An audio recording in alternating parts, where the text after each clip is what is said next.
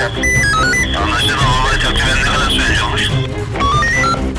Anlaşılmadı, tamam. வழிப்பறி கொள்ளையில ஈடுபட்ட நபர் போலீசாரால சுட்டுக் கொல்லப்பட்டிருக்காரு.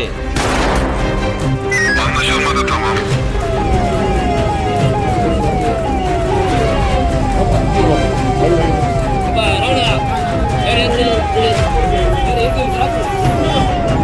வழிப்பறியும் பண்ணிட்டு போலீஸையும் தாக்கிட்டு தப்பிக்க முயற்சி செய்யும் போது என்கவுண்டர் செய்யப்பட்டிருக்கு.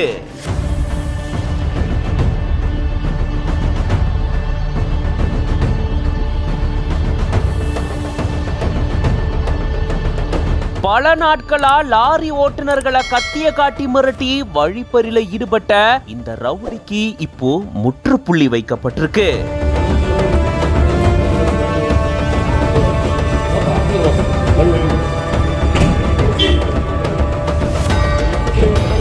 கடலூர் மாவட்டம் எம்புதூர், அணைக்குப்பம், பெரியப்பட்டு உட்பட இந்த பகுதிகளில் இரவு நேரங்கள்ல தேசிய நெடுஞ்சாலையில சாலையோரமா தங்கிட்டு இருக்கக்கூடிய லாரி ஓட்டுநர்களை குறிவச்சு கத்திய காட்டி மிரட்டி ஒரு கும்பல் பணம், செல்போன் உட்பட வழிப்பறி செயல்ல ஈடுபட்டு வந்திருக்கு.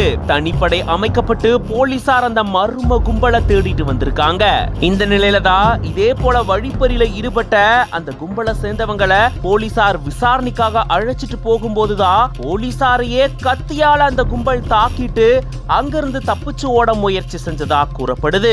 பாண்டிச்சேரி பகுதியை சேர்ந்த விஜய் அப்படின்றவரு போலீசார் என்கவுண்டர் செய்யப்பட்டதுல அவரு உயிரிழந்துட்டதா தெரிவிக்கப்பட்டிருக்கு.